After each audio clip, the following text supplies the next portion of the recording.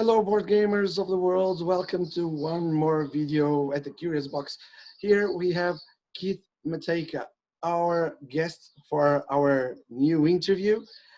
He is the man behind so many games that you know, and behind Thunderworks games. So he is going to talk to us about all the games he is planning, about Role Player, the Kickstarter campaign, and everything you need to know. Hi, Keith. Hey, thanks for having me. Welcome to the Curious Box.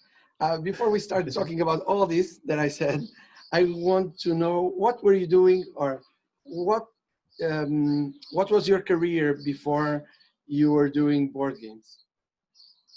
Sure. So I went to university college for music recording. So I actually right out of school, I got a job at a audio recording studio, and there we did a lot of like voiceover for commercials and game stuff.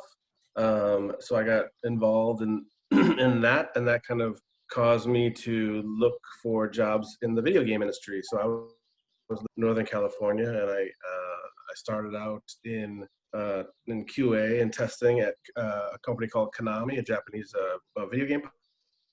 You know, they had like a ton of great games in the '80s, like Metal Gear and Contra, and It's a legendary company. yeah, of Steel or whatever. So I worked there as a tester for a while, and then I moved into production, so like project management. I worked there for 7 years, and after that I moved back to kind of my home state, which is Wisconsin here in the U.S. And I started working for a video game developer called Raven Soft. And there I worked there. I was there for 11 years and worked on a bunch of Call of Duty games and Wolfenstein game and stuff. Lots of Call of Duty. And I was kind of doing project management. I was managing like the single player teams, and I was managing at one point the group that was making weapons and armor and weapons and characters and vehicles. And so I worked in video games for 15 years, or whatever, 16. I guess that's more than 15 years. And then I started working on some board games on the side while I was working there. And then eventually Thunderworks got kind of big enough and doing well enough in which I could do it full time. So I've been doing board games full time 2 years. I still feel like I'm just figuring things out and just kind of getting my feet underneath me, but it's been a good run so far. So yeah, I'm happy. We're going there. When did you were playing board games since you were a kid, or you started later? Yeah, I played some board games when I was young. Some of my favorites were games like Scotland Yard or Survive, and kind of more family games looking for like interesting themes. And then I was kind of all in video games for a long time. And then when I moved to a new town and for something to do, and a friend of mine introduced me, a friend of mine who's from Puerto Rico. He had heard about this game called Puerto Rico, and he wanted to play it. And we sat down and played it. That was kind of like my introduction to Euro games. And then I was playing D&D with some friends, and I was kind of a little frustrated with how long it took my friends. So then I was looking for an alternative, and I found like Descent and Arkham Horror, which are kind of more thematic games. So that was kind of my introduction to those kind of games. Once those three things of like, being in a new town, trying to find people, wanting to play D&D but not having enough time to do it, and like my introduction to Europe came together, and I just got like crazy into board games, and every waking moment like on BG, exploring things and watching what other people were doing as much different stuff as I could. So that was kind of like, that was maybe like 3 or 4 years before I started trying to do some design work. My big, coming back to board games and finding a new love. So, yeah. When did you decide to start creating a board game? Like, okay, maybe I could do this, or maybe I have an idea for something. Yeah. So I mean, I worked at a developer, so like we were making games all day long. So I would oftentimes play card games or board games with my friends over lunch hours, and one day, this doesn't seem that hard. Like, why don't we try to make some games? So me and a couple of friends started working on some titles and giving each other feedback. And actually, I worked on something that I thought was cool enough, and I saw people having success on Kickstarter, and being very transparent about lessons learned, like Jamie Stegmeyer and James Matthew and some of those guys. And I basically just said to myself, "Oh, that doesn't seem that hard. I could do that." so I did. Obviously, I learned a lot of lessons along the way, and it wasn't as easy as I originally had presumed. But that was kind of, it was just like, hey, here's a cool thing. I could probably do that. Let's try to do it. And then that was it. What was the hardest lesson you learned during that first time creating your own games? The hardest lesson was, I guess the hardest lesson was that only work on stuff that you love. Like, unless you have a lot of passion for something, don't invest any time in it. So, I guess my example of that small game called Blend Off, and I liked the game, and I thought, and my position on it was basically like, here's a small game. I think this could do well on the market. And then I had a vision of what it could be, and I like it. And so I worked on this game. And then when it came out, like, my passion for it had gone away a little bit. Like, whenever I start working on a new game, I have to think to myself, all right, I'm going to work on this for a year, and then I'm doing it and promoting it and talking about it for like at least another year. Like, I have to love this game.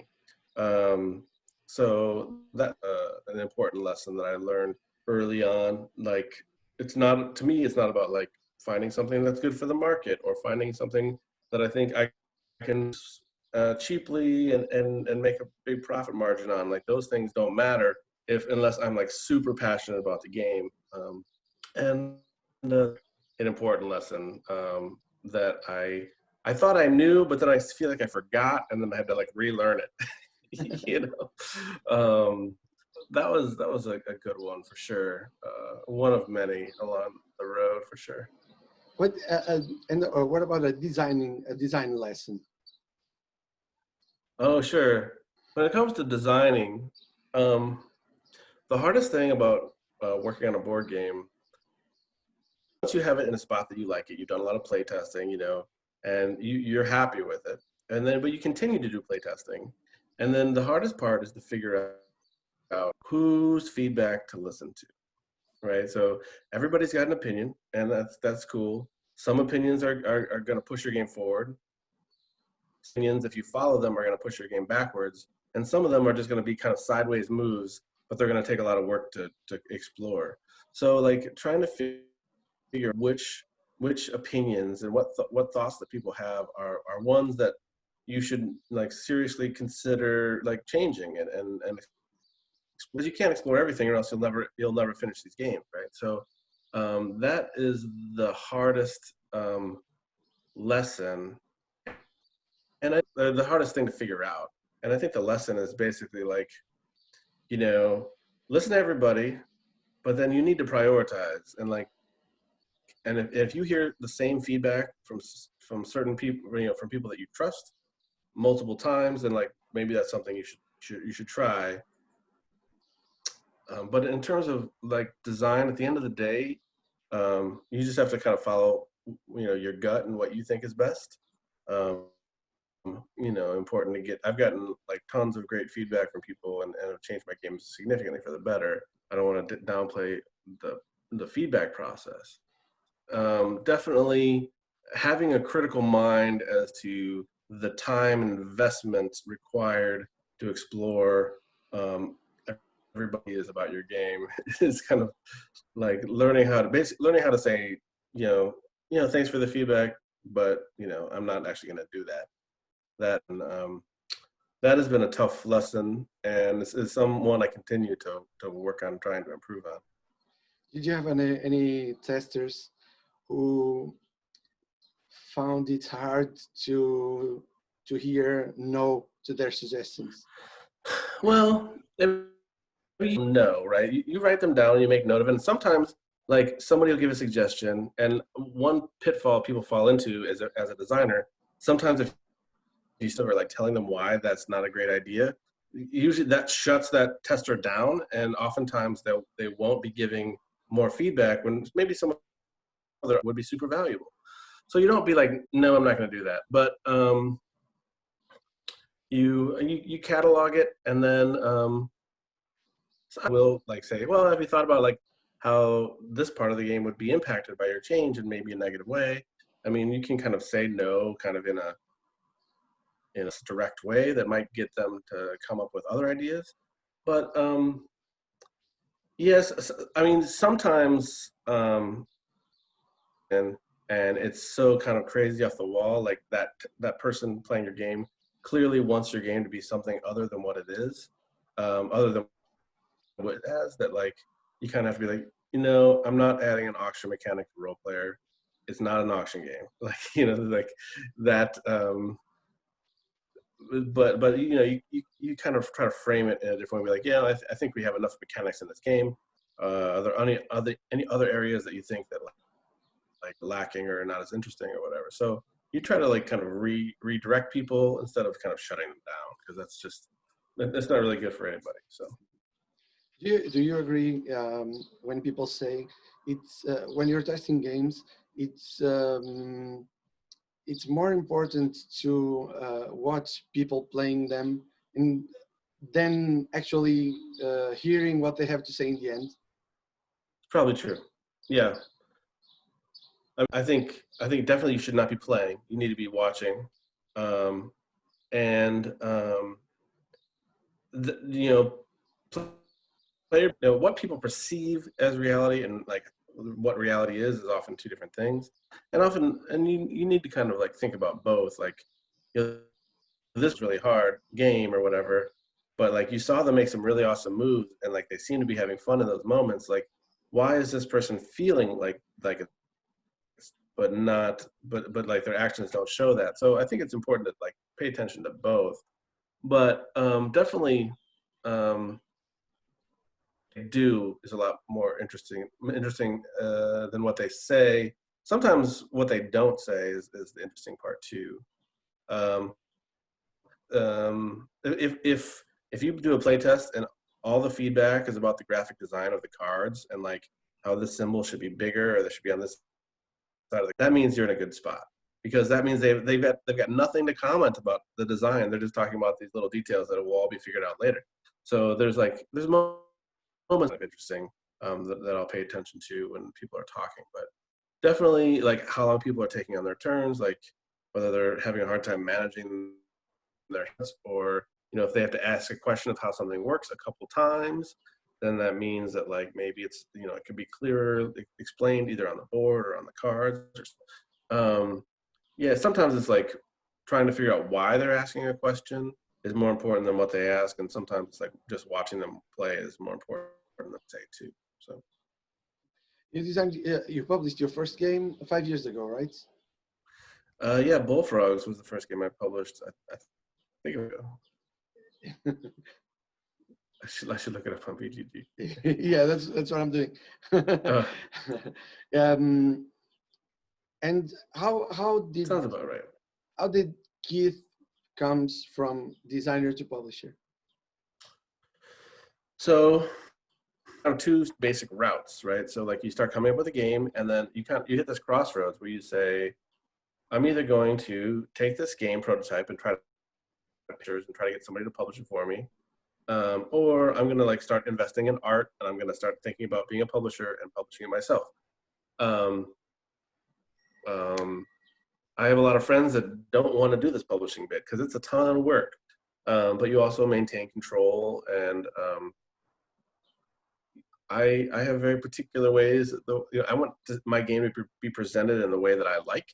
So I want to maintain control. But honestly, that made me go self-publishing instead of like taking Bullfrogs to try to get somebody else to publish it was purely my fear and ignorance about pitching to publishers. I was just like, I'm too scared to do that. I'll just do it myself. Like, um, just like seeing other people self-publishing, it didn't seem that hard. And then two, I was too scared to show it to anybody, to a real publisher. And three, I like to, I'm a little bit of a control freak in terms of like my games. Like I want them to be perfect, right? I've invested tons of time, put a lot of effort in this thing. When I bring this thing into the world, I want it to be as perfect as possible, and I just don't trust it in the hands of others. That's kind of was where I was coming from. So all your games are published by yourself? No, that's not. Ah, How you got me? So, so I've designed some stuff for Eduardo Baraf. He had me design the single player modes for a handful of his small, like his kind of family style games, Herbaceous Sprouts, Sunset Over Water, Not Cabinet. I think that's it. There might be a fifth one, I forget. So those were like, he just asked me to work on them. I come up, I hand them back to him, and I do this, and then it's fine.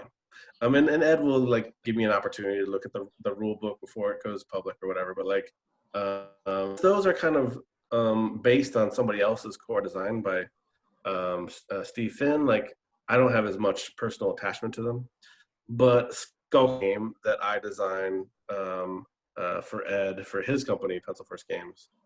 So this is the exception, right? So Ed is a good friend of mine on the internet, and we especially when he was out of work, and we would like talk every day, and he's kind of designer, small company, very similar situation, and we just get along really well, and we're good friends.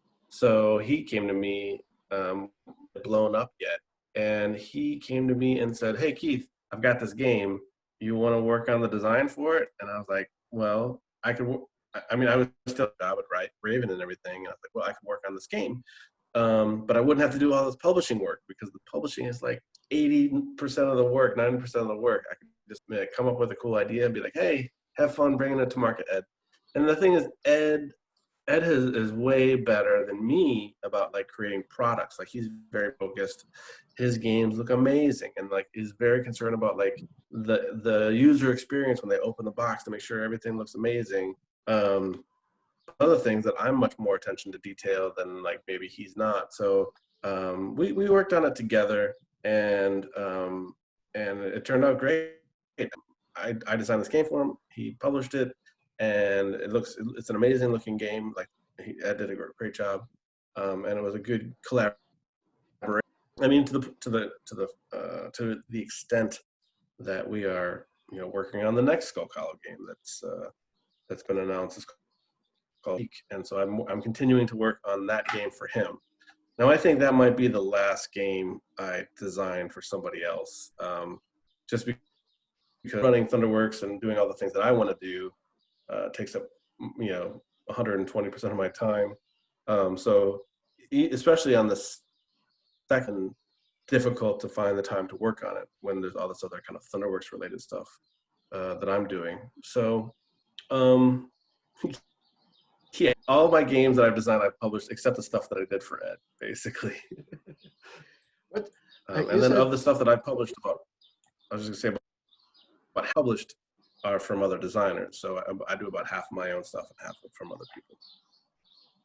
You said before that you were afraid to publish, to present your games, to pitch your games to other publishers. Right. Right. Okay. So, as a publisher, what is the main thing you recommend a designer to do while publishing a game to you? Oh, it's like pitching a game. Right? Pitching a game, yes. So, I mean, I take pictures from designers, mainly at conventions, and maybe this is arrogant, but like, I feel that if a game is half decent, like if there's a decent game out there that work, I could take a good game and make it great. Like, I feel like, so to me, it's more about like, I'm looking for something interesting, something unique in terms of mechanics. I'm looking for like thematically something that's appealing to me personally. Um, it's hopefully something that I haven't done too much of before.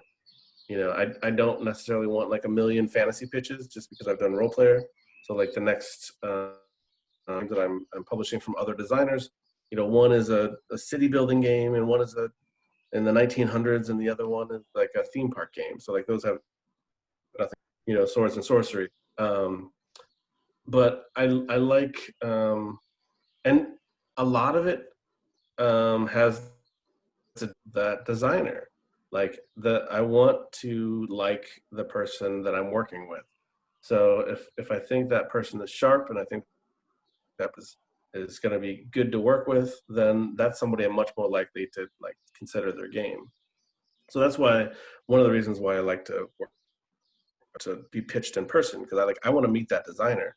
Because if I'm going to be working with this guy or this gal for you know, for like I've got to get along with this person, and it's got to be somebody that I'm going to be excited to work with. So that's I mean, as an aspiring designer, like how do you figure out that how do you make yourself as somebody that somebody wants to work with? I don't have the answer to that, but I don't really know. Like it's always tough when people say, what are you looking for? And it's like, to be honest, I'm not looking for anything. Like I've got enough stuff to work on. But like if somebody put me, you know, forced me to answer that question, then it's like, you know, I don't. It's more about like a unique mechanic and an interesting theme. And there's like always a balance when it comes to themes. It's always like I'm always looking for something interesting and unique, but then usually when you start going into interesting and unique territory, it turns into sharks with lasers that like is funny to 10% of the population. That's hard to sell. Like so it's I think being recognizable and something they're familiar with, but they also want something that isn't like everything else they have. So that's like a tough to crack. So I mean, I think Lockup, you know, fits that bill pretty well. It's like people like fantasy stuff, and like the fantasy of it is kind of a more unique take on that. You know, I mean, Cartographers is a good example too of like stuff. But here's this whole game's about making maps. People like making maps, so they kind of like, at least from, you know, playing D&D or back in the day, like the idea of making maps is kind of an interesting to people. So like you can layer those two things on top of each other, and now we have like this combination of theme and like kind of subject matter that people.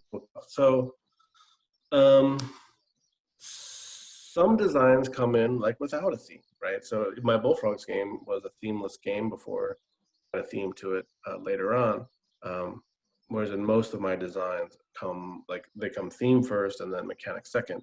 I mean, you know, games can be changed so that like they can fit some other theme all the time. Yes, of course. I mean, usually, hopefully, there's a strong connection between theme and mechanics, but you can adjust those things and change them, and as long as you can kind of remain maintain that depth of mechanics to thematic material, then like, and that's fine. So.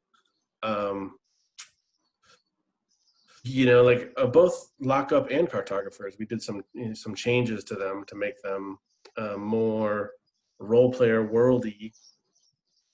But they both started out as like generic fantasy games. Like, you know, I think Lockup was originally called Fantasy Lockup, and I think Cartographers was originally called like Doodle Realms or something like that. So it was still kind of in that world, and we just did a little bit of tweaking to kind of get it where we wanted it to be. I've been rambling about on your No problem. too long, but I hope that answers your question. Yeah, it does. Explain me one thing, because I've been talking with a lot of new designers, and there are lots of new designers, and because the hobby is like exploding and keeps exploding every year, and I've been talking also with publishers, and sometimes it seems especially new designers, they don't really have an idea how a publisher works. So my question would be, describe me a full day of work. Sure. So what is a day look Thunderworks games for me? Um, well, I mean, I have to wear all the hats. So I wake up and I'm on my phone checking like all the messages that came in between 2 a.m. and 8 a.m. And then yeah, I have to be followed up on. And I actually just bought. I just started renting an office. I used to work in my basement for many many years, but I needed the space because the Role Player Fiends and Familiars Kickstarter just came in, and I've got a lot of additional product.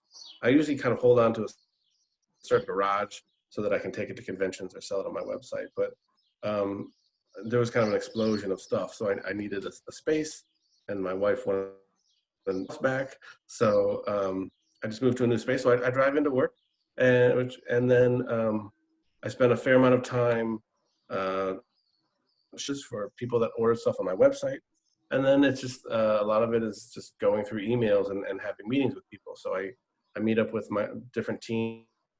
Right now they're over Zoom or Skype or whatever.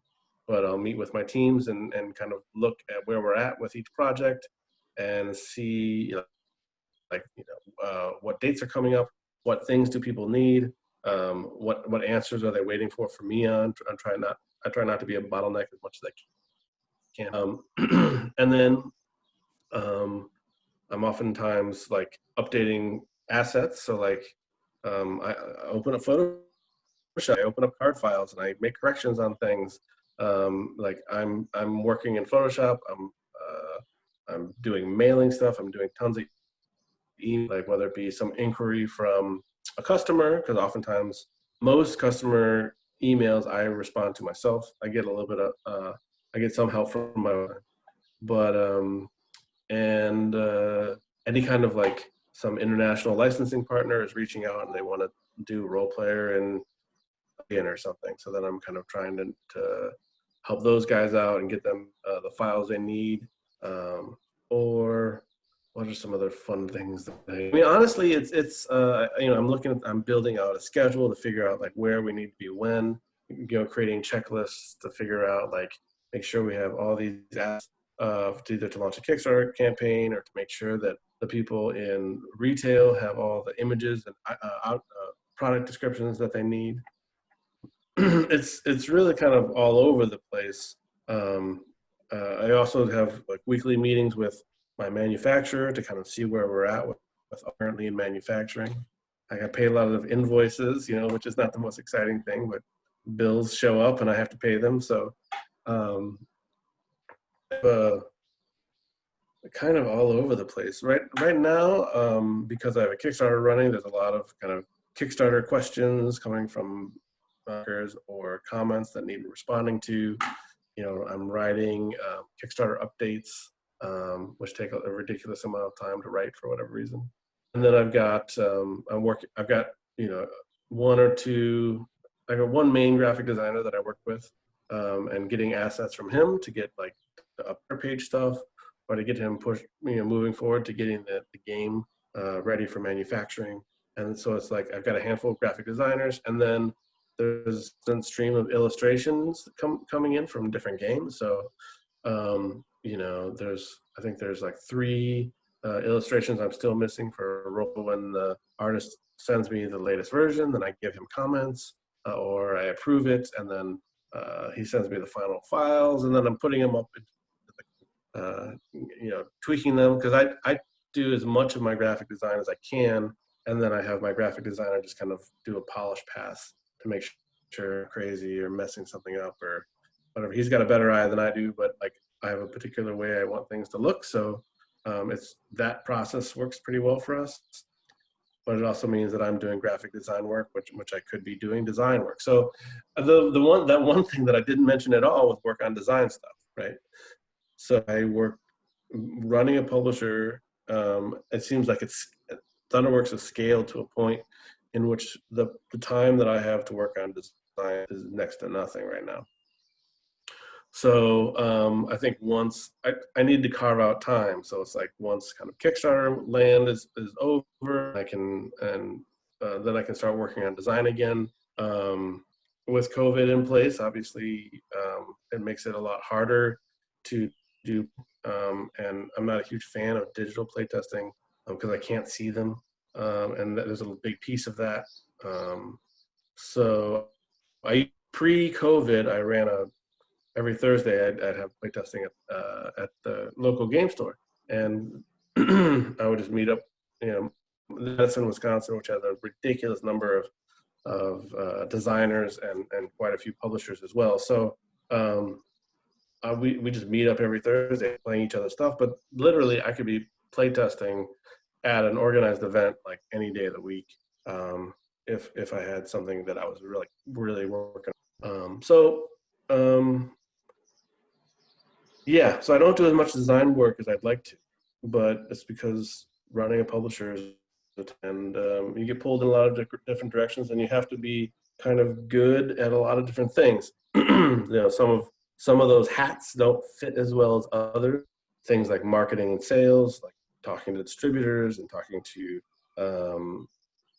different marketing and like building banner ads and that kind of stuff, or like updating the website to make sure like it has all the latest stuff. Like that's all stuff that you have to do. So yeah, I mean, basically Thunderworks has gotten big enough in which I need to like I was going there. How did it get so big so quickly? What's the secret? Well, what's the secret? I mean, role player and cartographers have been big successes for me.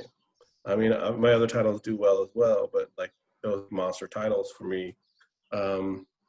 And some of it is like keep my costs super low, so it's just me in my basement making stuff, and the successful games, and then like if you can get an evergreen, which a role player is. I mean, role players that 7 is in like I want to say 11 languages or something at this point. So like once you get an evergreen, and then it's like you just keep kind of marketing that and printing.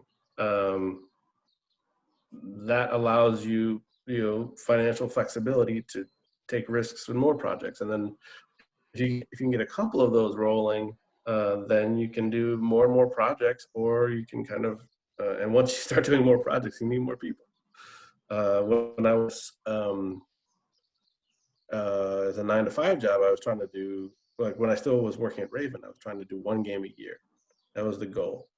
Now that I'm full time, I'm kind of trying to figure out what that new number is. And sometimes schedules don't work out. So like this year I have 1, which just came out or is about to come out, the Fiends and Familiars expansion for role player.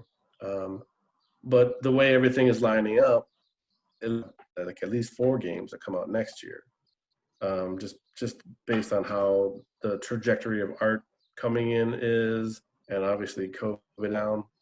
So I'm going to have like this. I was calling, even before 2020, even in 2019, I was kind of talking about like an inhale year. Like this is when I'm going to like getting ready, and then like 2021 is like when a bunch of games are going to come out. So yeah, I mean, I either basically have to dial back the amount of titles that I'm doing for my own sanity, or I need to start bringing on more people. And bringing on people. You're the only one working on Thunderworks now. Yeah, it's just me, and then I've got contract, and my wife. So always the wife. I don't have any employees, right? So I feel like I'm kind of starting to reach that point, which I need. So, but it's scary because like I don't want to offer somebody a job and then like Thunderworks starts doing poorly, and then be like, sorry, I can't afford you, get out of here. Like I don't want to do that. And then there's risk involved in like bringing on your first employee, and figuring out who that first one is tricky because like 20 hats, I need to give this person at least like 10 of them. and finding a person that has that skill set is difficult. So, Do um, you and company doesn't do make you it easy. feel that people look at Thunderworks differently now? I mean, you had some very successful projects, and if we think about, for example, role player, it's a very different fantasy game because you spend all your time building a character, right? Right. And there is, I mean, some people can come before they play. They can come and think, okay, so when do we fight? When do we conquer? Where Right. do we go? It's very, in my opinion, it's a quite risky approach, and Right. it was very well succeed. And the new Kickstarter is being very well succeed also, and so people like it. People liked your approach, and Yeah. and with cartographers, it's a very different theme also. It, building, I mean, building maps. It's not a new thing, but the way you do it is quite different and very thematic. So I see um, a very how can I explain, a unique there is a unique approach for each project that you do, as you said before. Okay, Mm. and I'm not the first person to say that Thunderworks distinguishes itself from the others because of this. Do you think people see Thunderworks as uh, people? When I say people, I say mostly designers, new designers, and also Mm. experienced designers, with like as a place where they want to work, or with whom they want to work, because Yeah. it's a household Like, name now. I don't know about that, but it's, yeah, I mean, people show me because they want, um, because they know that I put a lot of care into bringing them to the market, right? Like, I don't like to, I make sure that they get the development they need and that they get the marketing support that they need, to be as successful as they can be. So there's a lot of publishers that maybe don't do that as much. So if I'm a designer, it's like, well, I want Keith to put out my game, right? I don't want, you know, that's gonna just kind of spit it out and not care that much about it. So I think the people know that, and they respect that. Um, so, and I mean that's cool. I mean, it's just a side effect of the way I want to work. It's not like I have this mission statement that says prepare for all games and I will do this and this and this. It's just like that's the way I want to work, and that's the way like how I would treat my own games. So I treat other people's games in the same.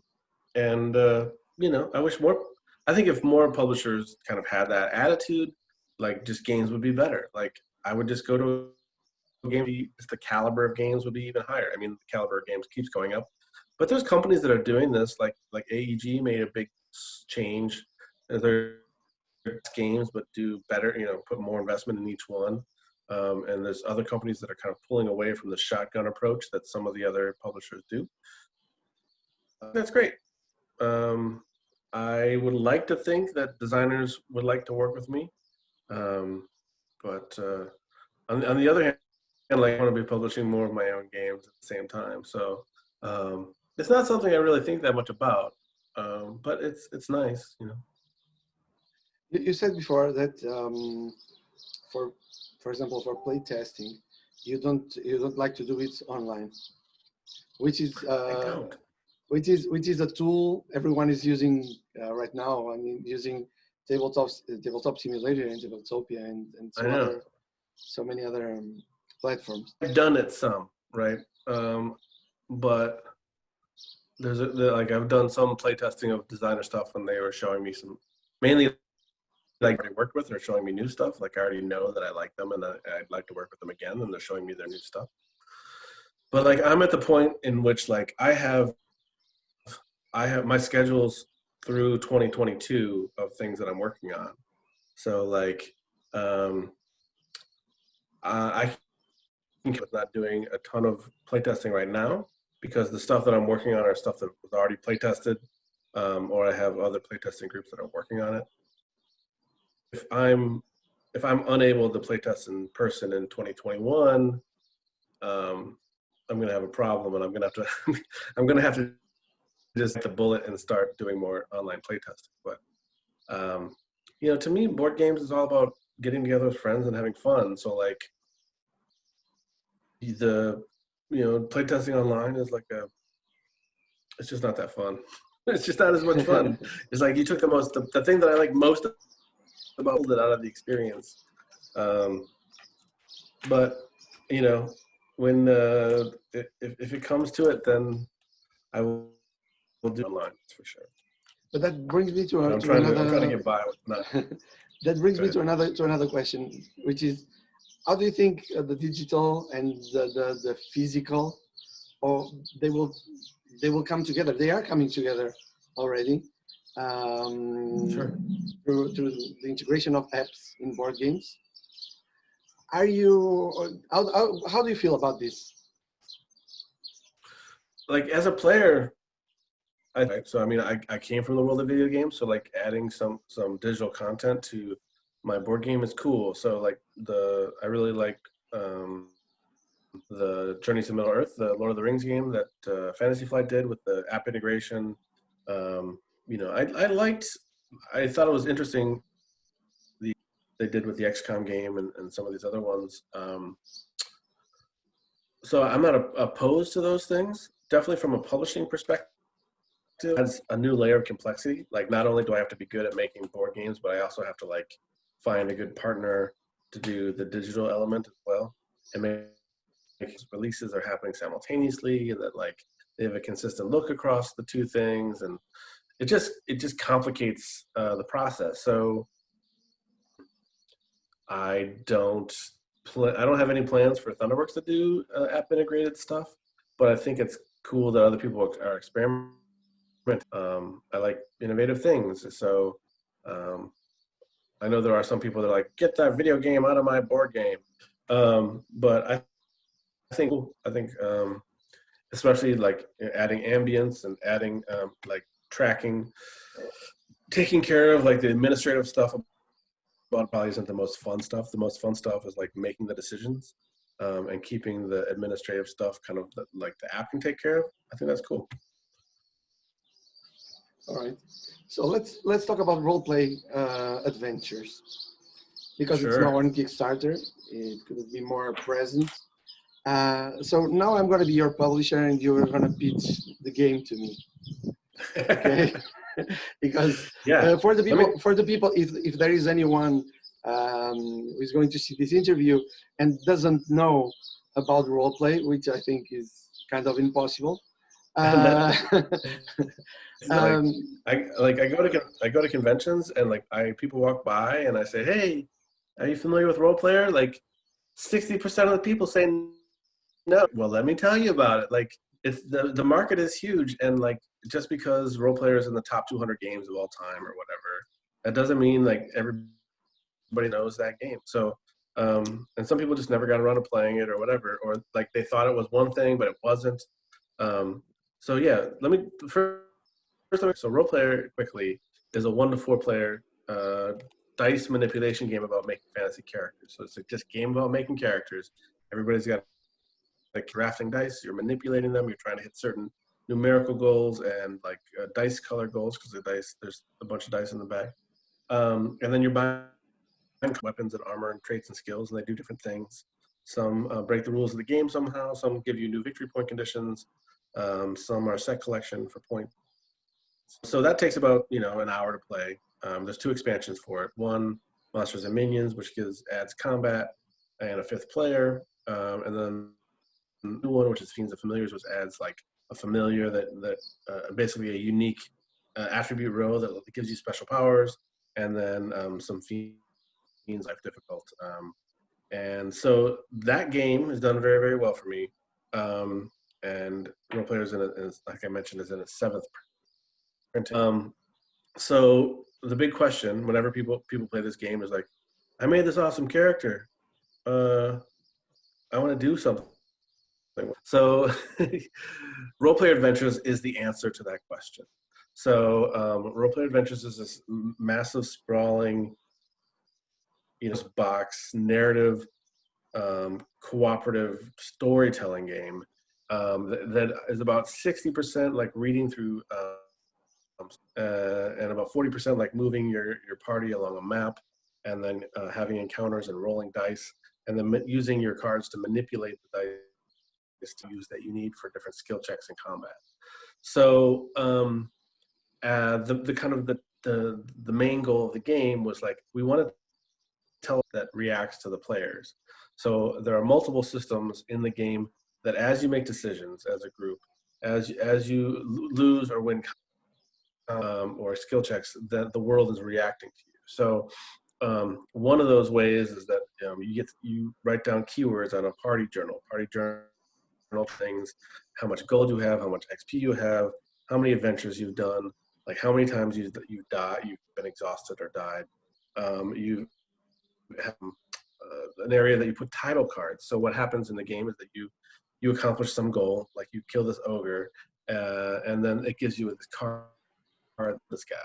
And then later in the game, in a different adventure, each adventure takes about 2 hours to play, and then there's 12 adventures in the box.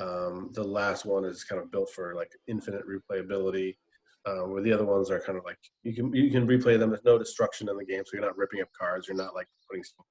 All the adventures are replayable, but the side quest number 12 is kind of built for even more replayability. So you've got these title cards that remember what you do from adventure to adventure. So if you kill that ogre, then adventure 7, maybe like the ghost of that ogre knows you killed him, right? So like there's that kind of stuff that happens. There's on the party journal, there's 3 tracks that track your faction or organization. One is the King's Guard, which are the good guys, and then there's the Dragool, which are kind of like the monsters. Like that's where the fires and the hobgoblins are all members of the Dragool. And then there's the Starlit Door, which is like this more neutral kind of. It's like a cult that is kind of chaos. So your faction with these different factions changes as you make choices, and then they're like, if your faction for the Starlit Door is this or higher, then this other thing happens. So those are kind of like the title cards. Actually, you're also writing down keywords on your party journal to track whether you've been places before or whether you've had encounters or whatever. Those get erased at the end of the adventure in the adventure tracking. And then there's a sweet expansion you can pledge for called Nephros's Judgment that allows you to your backstory, and then each character has their own a unique kind of side quest within the core campaign. It also tracks your alignment of your character. Well, where is all this information coming from?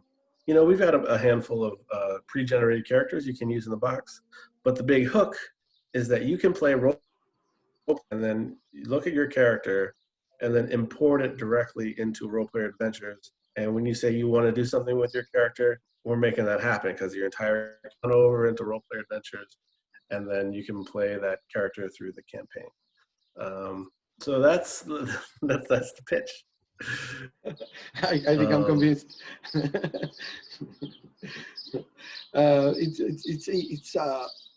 I mean, first there is a warrior you create, right?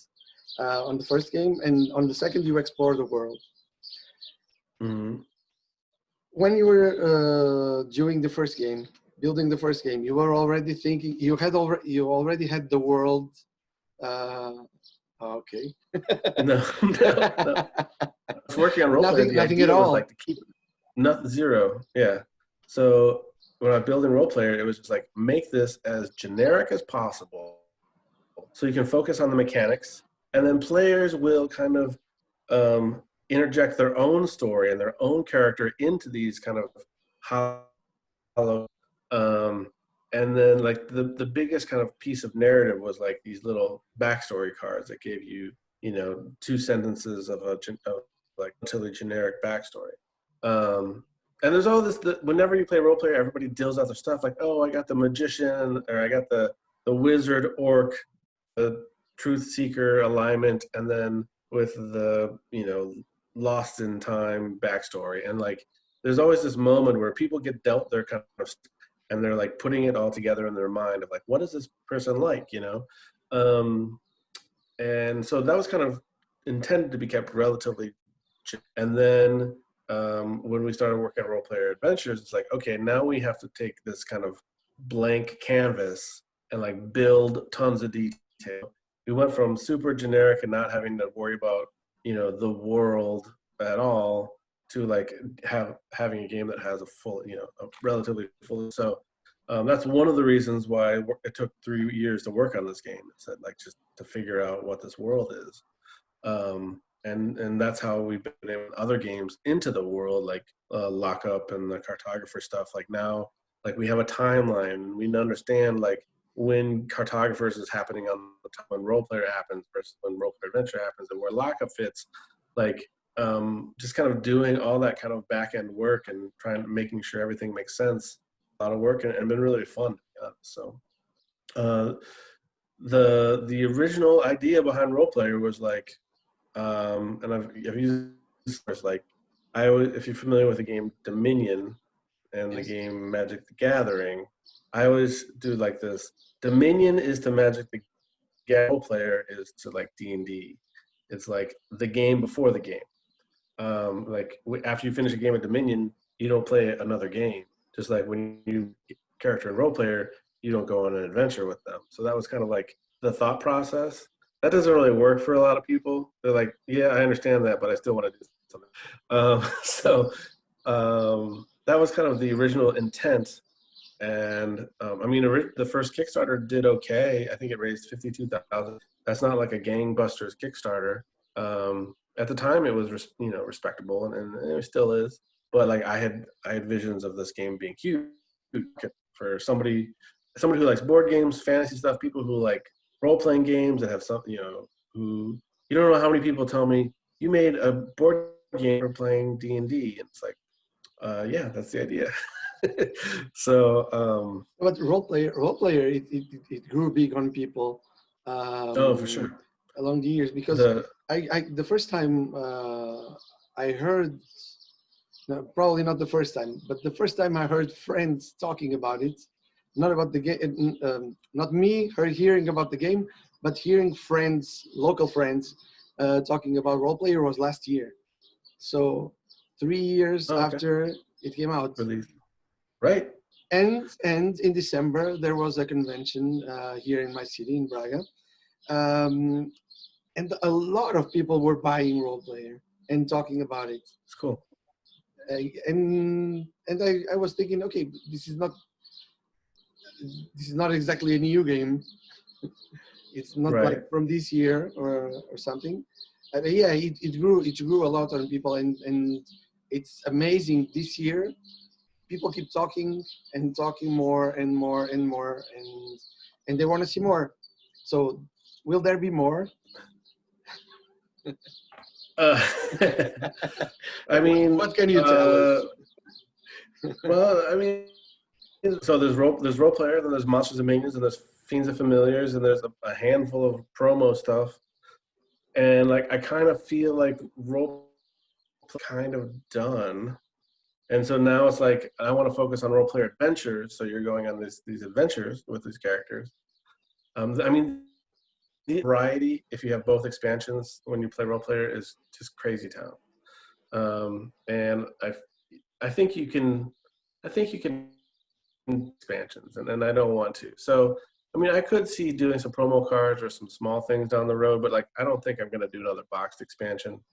Like I would rather more adventures content, or potentially doing like a similar role player style game in a different, whether it be like superheroes or Cthulhu or sci-fi or Western or something like that. The core role player experience it's pretty full, right? There's a lot of content, and I don't know.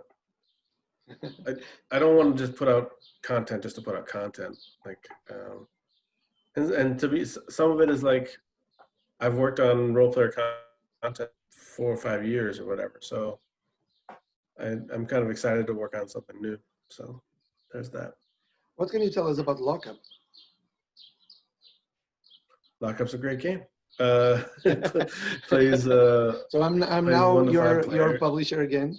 You need to pitch Well, Lockup to me. pitching. So Lockup is a 1 to 5 player game about, you're playing as the bad guys from the minions, the gnolls, the goblins, the bugbears, and the insectoids, and I forget what the last one is. But anyway, you're locked up in this prison, and you basically have 6 weeks to like prove how like that you're the toughest crew. The game happens over 6 rounds. It has a sort of like a worker placement element where you're putting down your worker tiles in different locations. It's more like almost like a bidding game, but like each one of your workers has a different value, and you're putting them in different areas each round. And at the end of each round, whoever has the highest strength, they add up their crew members. Whoever gets the highest strength is going to get the best reward. And so that your resources, and then you're using those resources to recruit goons to your crew, which have an immediate benefit and then have an benefit. And then you can also craft contraband items by trading in those resources to build like I mean, they're kind of funny. There's a certain like level of humor to some of the items, but you kind of build these items. And the thing that's interesting, when you're putting down your bidding tokens, you can only place in one. Once you place in one room, you can't place there again. And then of your tokens, 2 of them can be face down. So you can do a little bit of bluffing as like how strong you're going into places at the beginning of the round, and that kind of starts to lock up the pieces. And then as you put out more and more tokens, then like the other players are more aware of what your face down ones are. So but it makes the game really engaging in terms of like you're kind of faking out people that you're going strong in certain areas because you want the best reward, but maybe you're not strong because you'd be okay with like the second best reward, but you want to kind of scare people away from going there. So there's like a lot more kind of mind games going on in Lockup. So that is, and it has amazing artwork. It plays. It's got a 1 and 2 player side and a 3 to 5. And it's got these scoring cards. There's 3 different decks of scoring cards. One flips at the beginning of each game, which changes the goals for the entire game. There's always one that's like a race. The first person who meets this thing, they get this card. It's worth some points. There's one that's like a leader card. That's like the longest road. The first person to meet it gets it, but if somebody meets it better later, they can steal it from you. And then there's another one that's just an end game scoring card. So the advanced and basic versions of each player board. The advanced ones have like a different starting position for every player, and there's also some trait cards that junction with that creates even more variety in terms of how the different starting positions of all the players. So that stuff is cool. The other super interesting thing about this game is it has this concept of suspicion. So if you prison and the guards are hanging out there too, and the guards are in certain areas, and if you are the strongest crew in an area that has suspicion in it, then you collect it. So, and that's not a good thing. Basically, there's a pool of 12 suspicion, and whenever it gets distributed players, then a raid occurs, and the person with the most suspicion loses 8 points, and the second most loses 4, which is a significant number of points. So you manage how much suspicion you have, and then you're also trying to also get the best stuff. There's 2 ways to mitigate getting suspicion. One is you have one of your guys is a lookout, and if you put him in a space, then you're ineligible for getting suspicion. So it goes to like the next strongest crew. And then there's also buy cards that allow you to put suspicion back or to give it to other players. So there's there's managing your suspicion is a big part of the game too. That's Laco. Tell me one thing. How do you see the actual the present situation of board games with COVID, and how are you dealing with it? I mean, I know you wanted a break year. uh, I mean, but I miss conventions. I mean, last year I did 11 conventions, which was probably a couple too many. So I like the idea that like I can kind of just focus on, especially for role player, focus on getting that game in a really good spot. So it was ready for Kickstarter. But I miss seeing my friends, and I miss going to conventions. So I mean, I'm just kind of taking it one day at a time. I mean, I know people are doing digital conventions. Trying to be involved in that, but I'm also kind of like trying to weigh like how much value they have and what how much like that like if that's worth the time. Um, I mean, I'm just kind of maybe this is foolish, but I'm kind of keeping my fingers crossed. Try to follow the social distancing rules, and then just kind of hope that like we can move into some level of normalcy again. Um, I'm kind of just prepping projects and getting ready for things, and then I'm really hoping that uh, maybe we'll get back to normal next year, or second half of next year or something. It's tough to say, especially I mean in the U.S. like we're second spike because people are resistant to wearing masks, and people and there's not a lot of like the testing isn't great and the tracking isn't great. So um, I think the has forced people to get more comfortable with technology that maybe they weren't before. So I think there will be more kind of digital gaming going on. But I do think that people will, as soon as they feel comfortable and safe, that people will jump back into conventions and gaming together. I'm not sure how long that's going to take, right? And it'll probably be a gradual thing. Certain people will start feeling more comfortable earlier than others, but I'm holding out hope that we will return to some version of normal um, the next couple of years. all right. My last question before we finish this interview. I'm asking my guests to tell me one funny story that you faced. In your case, you are not, I mean, you are a designer, but you are mostly a publisher, that you faced while someone was pitching a game to you. You don't have to say names or anything, or you can, yeah, of course. Well, someone was pitching a game to me. Yeah. Oh. That's interesting. Well, I don't know. Well, so here's a funny story. So, Bring it on. so I signed this game called Theme Parks. At the time, it was called Amusement Park by Nate Linhart, and I met Con 2019, I believe. Maybe I think it was 19. So it was just last year. I could have been 2 years ago.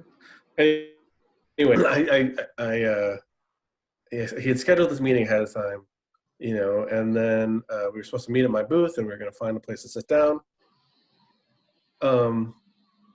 He shows up, and we sit down, and he's wearing like some kind of Pokemon play, and he's got like face paint and like whiskers on, and he's got like the ears and stuff. Like I don't know what character it was. It wasn't Pikachu, but it was somebody like that.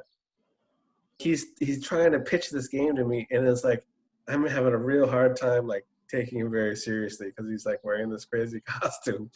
But I guess that's the way it conventions. So and in the end, thought his game was cool, and I ended up signing it. So I guess it didn't matter that much, but it was just kind of a surreal experience of me like having this kind of relatively serious business meeting with this guy in this crazy costume. So A different that's my approach. story. Yeah.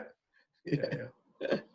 So thank you, Keith, for being here at the Curious Box. It was a pleasure having you here, and for our viewers, for sure, it will be a blessing to hear this this kind of advice and to hear from a publisher, a real publisher. How does it work? How the market works, and it's always here. It's always different to hear it from the people who actually know and actually work in the business, in the industry. So thanks a lot for being here. Yeah, thanks for having me.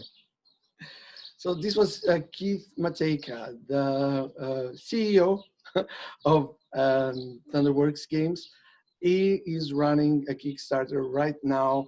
Check it out, Role Player Adventures. The link is down below. So go on, tell me, what did you think? Tell me everything you think about this interview, about the other interviews we have been publishing. We are going to publish more. There is Jordi, Adam, let's say the proper way. And there are some quite well-known names coming soon to the Curious Box to talk about this fantastic board games world. So check it out. Don't forget to subscribe to the channel always, so you receive all the notifications from the box. That's all from today. I hope I'll be seeing you soon at a table close to you.